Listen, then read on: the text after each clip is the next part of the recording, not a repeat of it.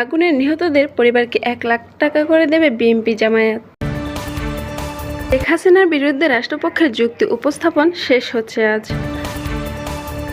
SSC ও সমমানের পরীক্ষার ফলাফল আজ। হাসপাতালে ভর্তি হলেন বেগম খালেদা জিয়া। জুয়ার বিজ্ঞাপন বন্ধ করেছে ACCN ক্রিক ইনফো বিশেষ সহকারী। দর্শক, এতক্ষণ শুনছিলেন শিরোনাম, এখন জানাবো বিস্তারিত। রাজধানী মিরপুরে কারখানা কসমেক ফার্মা নামে একটি কেমিক্যাল গোডাউনে আগুনের ঘটনায় নিহতের পরিবারকে ১ লাখ টাকা করে অনুদান দেওয়ার ঘোষণা দিয়েছে বিএনপি জামায়াত। গত মঙ্গলবার ১৪ অক্টোবর জামায়াতের পক্ষ থেকে দলটি ডাক্তার আমির শফিকুর রহমান এবং বিএনপির পক্ষ থেকে রুহুল কবির রিজভী বিষয়টি নিশ্চিত করেন। এদিকে এই ঘটনায় নিহতের সংখ্যা বেড়ে ১৬ জনে দাঁড়িয়েছে। সর্বশেষ তথ্য পাওয়া অনুযায়ী আগুন নিয়ন্ত্রণে এলেও এখনও পুরোপুরি নেমেনি। কেমিক্যাল থেকে আবারও আগুন লাগার সম্ভাবনা রয়েছে বলে জানিয়েছেন ফায়ার সার্ভিসের মহাপরিচালক ব্রিগেডিয়ার মোহাম্মদ জায়েদ কামাল। জুলাই গণ অভ্যুত্থানে সংঘটিত মানবতা বিরোধী অপরাধের মামলায় শেখ হাসিনা সহ ৩ জন আসামির বিরুদ্ধে রাষ্ট্রপক্ষের যুক্তি উপস্থাপন শেষ হচ্ছে আজ। গত বুধবার ১৬ অক্টোবর বিচারপতি গোলাম মুর্তজা মজুমদারের নেতৃত্বাধীন আন্তর্জাতিক অপরাধ ট্রাইব্যুনালে ১-এ প্রসিকিউশনের শেষ দিনের যুক্তিতর্ক উপস্থাপন করবে। এরপর পাল্টা যুক্তি দেবে রাষ্ট্রনিযুক্ত শেখ হাসিনার আইনজীবী। এরপর আসামি পক্ষের যুক্তি খণ্ডন করবে প্রসিকিউশন এবং শেষে রায়ের জন্য দিন নির্ধারণ করবে ট্রাইব্যুনাল। এই পর্যন্ত যুক্তিতর্কে প্রসিকিউশন সাক্ষ্য বিশ্লেষণ শেখ হাসিনার সঙ্গে হাসানুল হক ইনু, সাবেক মেয়র তাপস ও ঢাকা বিশ্ববিদ্যালয়ের সাবেক উপাচার্যের ফোন আলাপ পর্যালোচনা, বিভিন্ন ভিডিও, সংবাদ, ডকুমেন্টারি ও তথ্য প্রমাণ উপস্থাপন করেছে। অপরদিকে আজ দুপুরে একই ট্রাইব্যুনালে চাখারপুলে ৬ জন হত্যার মামলায় উপদেষ্টা আসিফ মাহমুদ সজীব ভুঁইয়া দ্বিতীয় দিনের মতো সাক্ষ্য দেবেন। এর আগে গত বৃহস্পতিবার জুলাই অভ্যুত্থানের প্রেক্ষাপট এবং তিনি সহ সমৈকদের ঘুম নির্যাতনের ঘটনা ও চানখারপুলের হত্যাকাণ্ডের ঘটনা ধরে তুলেন তিনি। ট্রাইব্যুনাল ২-এ আজ আশুলিয়ার ৬ মরদেহ পোড়ানোর মামলায় সাক্ষ্য গ্রহণ অনুষ্ঠিত হবে। এসএসসি ও সমমানের পরীক্ষার ফলাফল প্রকাশ হচ্ছে আজ।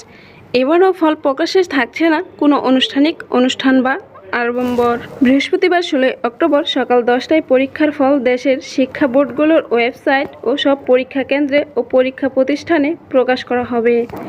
SMS-এর মাধ্যমেও জানা যাবে ফল।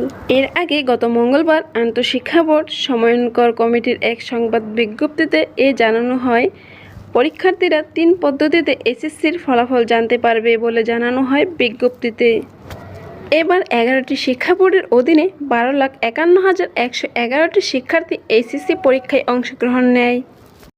এসএসসির ফলাফল দেখবে যেভাবে নির্ধারিত শর্টকোড ১৬/২২২ SMS-এর মাধ্যমে ফলাফল পাবেন শিক্ষার্থীরা। পরীক্ষার ফলাফল প্রকাশের পর SMS-এর মাধ্যমে এসএসসি বোর্ড নেম লিখে ফার্স্ট ৩ লেটার রোল ইয়ার টাইপ করে ১৬/২২২ নম্বরে পাঠাতে হবে শিক্ষার্থীদের। উদাহরণ, কোনো শিক্ষার্থী বোর্ডে ঢাকা হলে তাকে লিখতে হবে SSC DHA 12345 2025 লিখে ১৬/২২২-তে পাঠাতে হবে। বেগম খালেদা জিয়া গত বুধবার ১৫ অক্টোবর রাত ১১টা ৪০ গুলশানের ফিরোজা থেকে হাসপাতালের উদ্দেশ্যে রওনা হন তিনি। তার ব্যক্তিগত চিকিৎসক অধ্যাপক AZM জাহিদ হোসেন গণমাধ্যমকে বলেন, মেডিকেল বোর্ডের পরামর্শক্রমে কিছু পরীক্ষা করতে ম্যাডাম রাতে এবার কেয়ার হাসপাতালে ভর্তি হয়েছেন। পরীক্ষার রিপোর্টগুলো কালকে মেডিকেল বোর্ড বসে পর্যালোচনা করে পরবর্তী সিদ্ধান্ত নেবেন বলে জানিয়েছেন তিনি। সর্বশেষ ২৮ আগস্ট স্বাস্থ্য পরীক্ষার জন্য এবার কেয়ার হাসপাতালে গিয়েছিলেন বেগম খালেদা জিয়া। দীর্ঘদিন ধরেই নানা জটিল রোগে ভুগছেন সাবেক এই প্রধানমন্ত্রী। এর আগেও বিভিন্ন সময়ে তাকে হাসপাতালে দেখা গিয়েছে। চলতি বছরেই লন্ডন থেকেও চিকিৎসা নিয়ে দেশে ফিরেছেন বেগম খালেদা জিয়া। চিকিৎসকদের পরামর্শে বর্তমান গুলশানের বাসভবন ফিরোজায় বিশ্রাম রয়েছেন তিনি।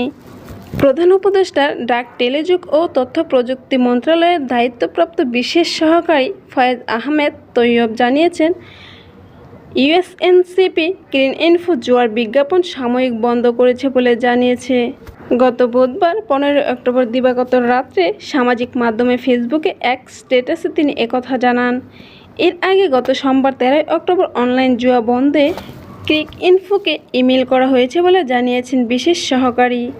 তিনি লেখেন, দেশের সব পত্রিকা, অনলাইন নিউজ, ডিজিটাল বিজ্ঞাপন সংস্থা, কন্টেন্ট ক্রিয়েটর ও সেলিব্রিটিদের প্রতি আহ্বান জানানো হয়েছে যেন তারা কোনোভাবেই জুয়া, ব্যাটিং, পর্নোগ্রাফি বা অনৈতিক পণ্য ও সেবার প্রচারে অংশগ্রহণ না করেন এবং এসব কর্মকাণ্ড থেকে বিরত থাকেন। স্থানীয় ও আঞ্চলিক সব মিডিয়া প্রতিষ্ঠানকে তাদের ওয়েবসাইট, পত্রিকা ও নিউজ পোর্টাল, মোবাইল অ্যাপে ডিফল্ট অ্যাডসেন্স চালানোর পরিবর্তে কাস্টমাইজড করতে হবে জানিয়েছেন, যাতে জুয়া, পর্নো, গ্যাম্বলিং এবং সংক্রান্ত গেমিং বিজ্ঞাপন বা পপ অ্যাপ না আসে।